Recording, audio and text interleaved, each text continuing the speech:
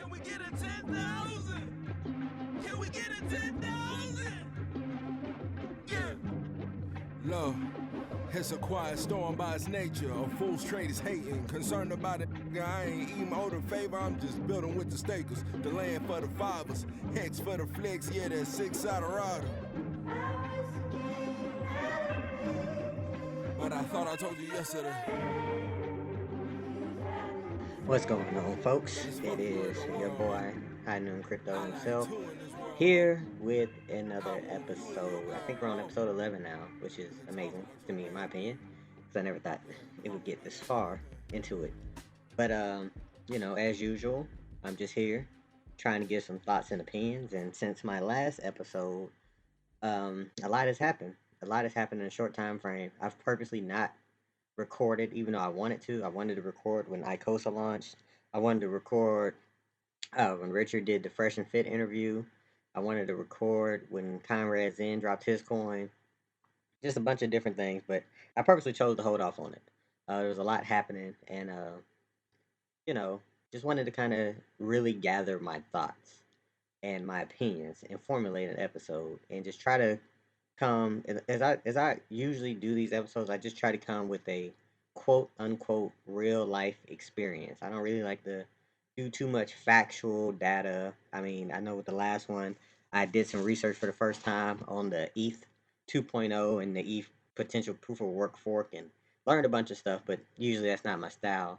I just like to come here and speak from the heart or whatnot. So I just got back home, took a little time off, went out of town, and I encourage people during these dog days of the bear market, to try to disassociate from the Twitter, to disassociate from the Telegrams, to disassociate from checking your coin gecko every 5 minutes, and go out and just try to put all that on the back burner because these markets are going to move how they're going to move. We had a pump in Hex and then we had a substantial dump. We had a pump in Hedron and we had a substantial dump. So it's always good to kind of just give it a break, not try to hang your head in the rafters when you're up, and not trying to be lower than the basement when things are not going our way, because all that leads to is a bunch of criticizing, a bunch of emotions, and usually when we make decisions or actions based off of emotions, they usually turn out to be detrimental to us. So, you know, so I just disconnected for a few days, but I'm back now, and I'm back to speak on some of the real. So some of the things that just been on my mind heavy is just how um, how much, I guess you could say, infighting there is on Twitter, specifically Twitter. I'm pretty sure it's there in Telegrams and Discords and stuff too, but specifically on Twitter. And I think people, we gotta remember the real mission objective here. The real mission objective here is to get wealthy, to be able to provide for our families, for our loved ones. That's the end game here. Not arguing with people on Twitter who are, you know, they don't even have their real face and name on there. So I think people get that confused a lot because that seems to be, excuse me, all I see happening nowadays. I see that there's a bunch of just kind of silly, goofy things going on, and I wanted to address a few of them. Now, I'm not trying to get on here and trying to call anybody out. All I'm trying to do is call it like I see it, and there's a difference. So if people, maybe listen to this and they feel like that I'm talking about them, well, there's a thousand sayings that the shoe fit, wear it, hit dog holler, whatever. Pick your favorite saying and move on with your life, okay? Because I'm not here. I really don't care um, to get into internet beef with anybody. But there's things we got to speak on because I think we're missing, as I said, the true mission objective here. So the first thing I want to speak on Icosa. Uh, I'm a huge Hedron fan. I'm a huge Hedron fan because I'm gonna give y'all some alpha that I learned or that I figured out about Hedron early in the game when everybody was saying that, wow, how's this token ever going to pump? All these people can just mint it and dump it for free and stuff. So the thing I learned about Hedron, right? When Hedron first came out and it allowed people to create hex stake instances, I knew for a fact that people were like, hey, I can sell my hex stake on OpenSea, or I can sell it, I can encapsulate the stake and I can sell it. Well, what I'm going to do, I'm going to take this much money, buy this much hex, stake it for 15 years, and try to sell it for a premium, right? Now, I don't like to criticize people who thought this way. But I want to make it abundantly clear to everybody that this is why trying to learn these systems, learn these cryptos, learn the game theory, learn the mechanics and things are just uber important. Because anybody with half a brain would told you that if you took $1,000, right, and you put that in a hex, and let's just say $1,000 got you 10,000 hex, right, and then you staked it for 15 years, and you try to go sell that on OpenSea for $10,000, right? Why in the hell would I go pay $10,000 for that when I can just go spend $1,000 and create the same stake myself? But I knew a bunch of people would think that way, and so they did it. And thus, I knew that Hedron, being the only tool you could use to buy defaulted hex stakes, now had an immense value. I mean, even if the price of Hedron was $1 got you 100 billion tokens. If you mean to tell me that I can buy defaulted hex stakes, which I know there was going to be plenty of people that made them, and then as we crept into the dog days of the bear market, there people were going to forget about them, like, oh, I'm done with this crypto stuff. And you could possibly get 1,000 hex for $10 or something if you could win the auction, right? Because people didn't understand that mechanism was made that if you had a 15-year stake and you were 7 years into it or something, I'm just gonna say six. You're 6 years into it, and your stake was worth $50,000, and you needed some money. You could sell it for a discount, you know. So you could sell it. You could find out the point in which you would lose, maybe half your principal, all your interest, etc., and you could make that determination instead of having an emergency end stake. You could sell it. That's what I realized when Hedron, like day 3 that it came out. I was like, oh wow, this has value because as we see, people just made hex stake instance thinking they were going to be able to sell them for overpriced. So, with that being said, I used to always listen to the Hedron FUD. People were like, and it feels good like hearing Alex, the creator, talk about it on some of them live streams. I think he did one with Crypto Slaw where he was talking about like he been had a plan for Icosa, but it just took time to develop, and he purposely didn't talk about it at all because he wanted the people who had a large amount of Hedron for free to just dump it, and that they did. Because we have to realize that there's two ways to truly look at this cryptocurrency game, especially when we're talking about it in terms of Hex. If you believe that Hex is the blue chip crypto that I think it is, that a bunch of other people think it is, then you have to think that anything that's directly associated, tied to it, liquidity wise, whatever, a derivative of it, like Hedron, like Maxi, in so many instances, they also have intrinsic value. Um, I guess, the best thing I can think of right off the top of the head is if you had like a, a lineage of like great NFL players, like the father played in the NFL, the uncle played in the NFL, the granddad played in the NFL. You like, oh well, maybe one of the sons also come from that kind of pedigree. So these things they share a bloodline, and essentially, and Icosa when a lot of the details start coming out around Icosa, I was like, yo, he's really really really on to something because when you can sell a hex stake instance and get I think it was a 10% bonus for making a 5555 stake, people do it just because people love bonuses. So I think I read a stat somewhere that said that the average length, hex stake instance length is 13 years. Which is crazy. So you have all that hex being pulled off the market. The average, and I seen some when ICOS was launched. When it did launch, I saw some huge, huge stakes, 500,000 million hex stakes for 15 years, just off rip. So he created a product that one allowed people to sell hex stakes without having to burn the end stake, but yet people still do that anyway, and then allowed people to buy cheaper hex stakes on the default side, and then found another reason to incentivize you to lock up more hex. And that's the ultimate goal of all this. We're trying to get the hex off the market, and that in turn for the next bull run is going to see just a crazy increase in price. Because I mean, if we do the math, which I'm not going to do right now, but hey, if you got time and you feel like doing it, should. Between the OA, between both sacrifice sets, between Maxi, between Hedron and Icosa, between Tuke and Air, I'm pretty sure that there's still tokens locked up in Tuke and Air. But between all of these platforms, how much of the circulating supply of hex is in those entities' hands? Which means that for most of them, you're talking about at least 15 years. off the market, and then in the case of the OA and the sacrifice wallets, maybe they never come back onto the market.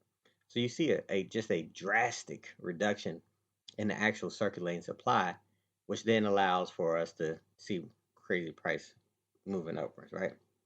So that's the good side of it. That's the good, in my opinion, the good part of all the things that are happening right now during the dog days of the bear market, right? And then we have the flip side of it. And this is the part where I just get really confused because I don't know how many times it just kind of seems to just happen. But, you know, I was, as I had stated previously, and I will always state this because I don't feel that there should be any shame in wanting to make money off of your actions. My action is I found out about Hex, I invested in it. There's nothing wrong with me wanting to see that do well and make money. I also, at the same time, can understand and realize that Hex is a finished product. It is, it has this, that, and the third, and things of that nature. Because I want to make money, I want to be able to provide for my family. So it amazes me just how many people fall for the same old routine of the shiny new object. Now, don't get me wrong. X, if you bought at the top, you're probably like, this sucks. If you bought at the middle, this sucks. If you didn't start doing your buys to right now, you're probably like, okay, this is pretty good. Got a pretty low, cost average. It might be the bottom. If not, it's not a cataclysmic fall from 4 cents to 1 cent or whatnot. As far as how you feel about it, but I don't understand people investing their money that they're hoping to make in the second coming of meme coins. Of course, being on Twitter, I see the post Flokies and post Ape and the post Shivs and stuff like that. And we have enough evidence, especially over the last bull market, to see these things pump hard in the initial beginning phase. Maybe if you're lucky, do a little bit of a consolidation phase in it. Boom, they're gonna fall drastically. Because by the time you find out about it, if you don't know about it at launch, you're catching pretty much near the top, and you're gonna lose all your money. So I understand the allure of a quick flip, a quick 2x, a quick 3x. But let's be real, a quick 2 or 3x really don't mean nothing unless you got $1,000 or more into it. If you go from $100 to $300, you really didn't move. I'm not gonna say you didn't move the needle that much, but you don't really think about that as far as crypto quote unquote gains. You're not thinking about, oh, I want to turn 100 to $300. No, if you can say I want to turn 100 into $3,000, a different story. So we see people investing their money into these coins that we know have just a track record of just how many coins, how many dog coins launched during the last bull market that became Shiba Inu. And really, who who would ever guess that that would have been the one that made it? I mean, as a person who wasted a lot of money in dog coins, I know you had Husky, Satima, Akita, Kuma, um, you know, Floki. You had a bunch of them, and Shiba happened to be the one to pump. So if we use that same logic again for all these new posts, now don't get me wrong, some of them are just clearly made for satirical purposes. But if we use that same logic, you're going to waste a lot of money before you might accidentally find the right one. Now, I'm not here to tell anybody how to spend their money.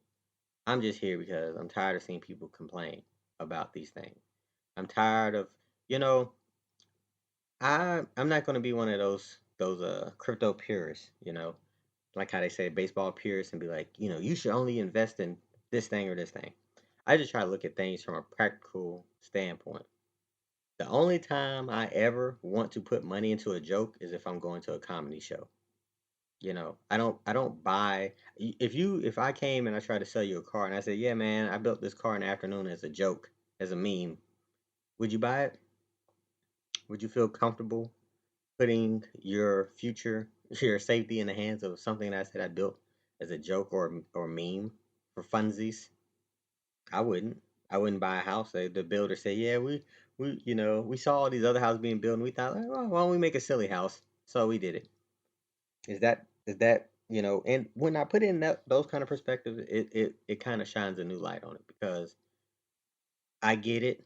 The world is, it's crazy times we're living in. Everybody, maybe laughter is the best medicine, but laughter shouldn't be what you throw your life savings into.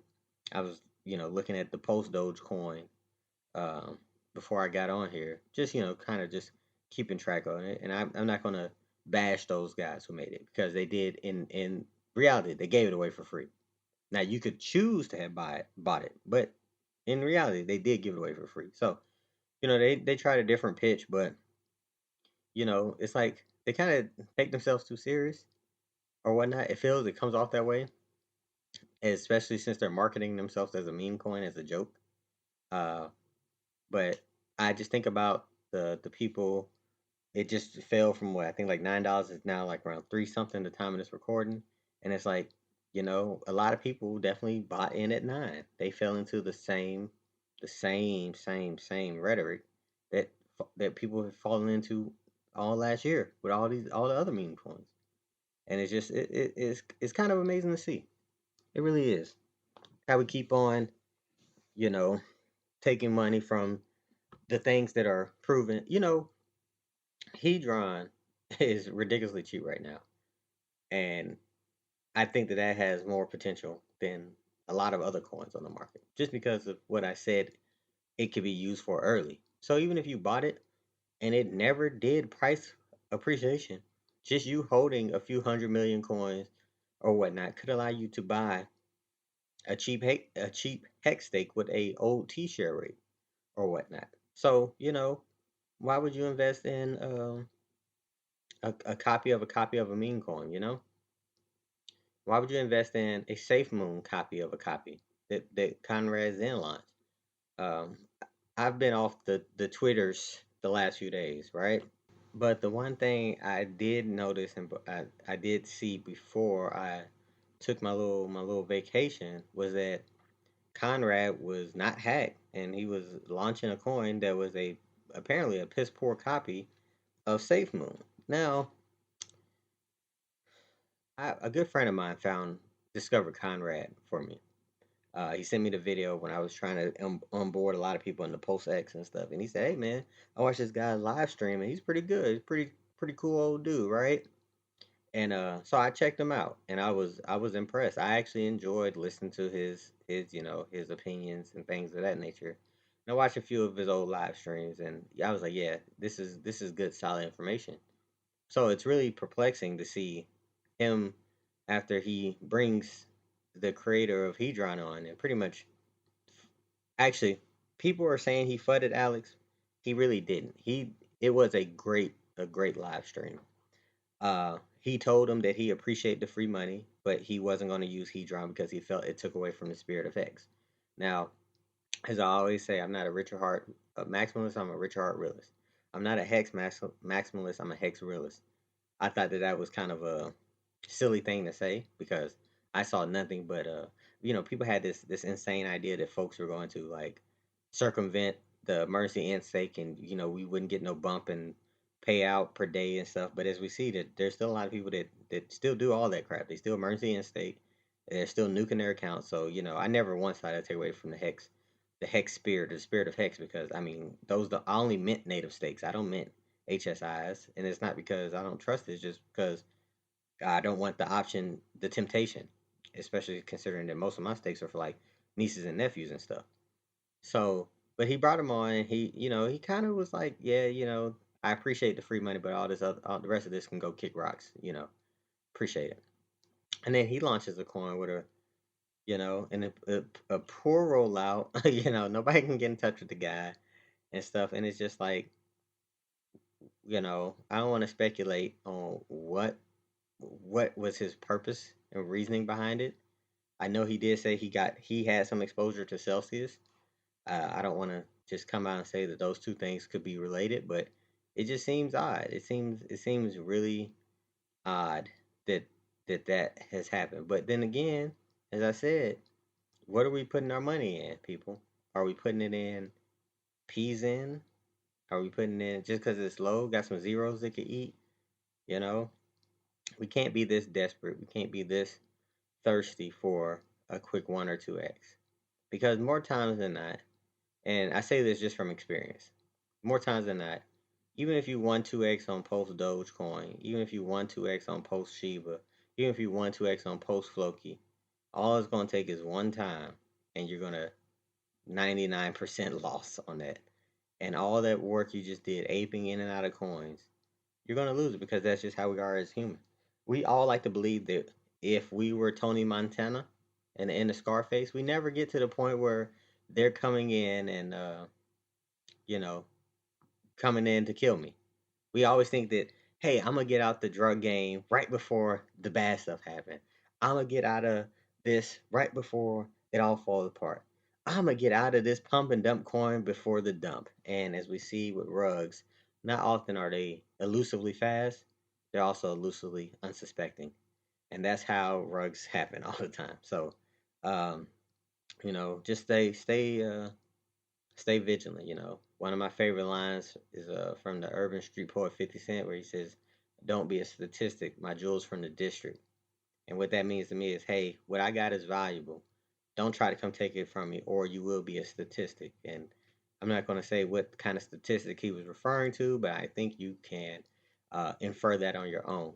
So, Hexicans, we got to stop being statistics. I mean, I don't even have too much to say about the post-con fiasco because I haven't even had time to look into that to formulate a thought and opinion. So I'm not going to get on here and speak from not being informed, but from what I see everybody else say, it looks like we're about to be some statistics again. So but that doesn't seem like that was something that we possibly saw coming. Just an unfortunate situation. That's all I'm gonna say on that right now. Maybe I'll make an episode about it later. But yeah, so let's be smart. Let's stick to the tried and true. Slow and steady wins the race. We all read the book about the tortoise and the hare. Well, at least you should have. Well, if you're like my age, you definitely have read it. So there's a reason why slow and steady wins the race. There's a reason why these things continue to win against conventional wisdom.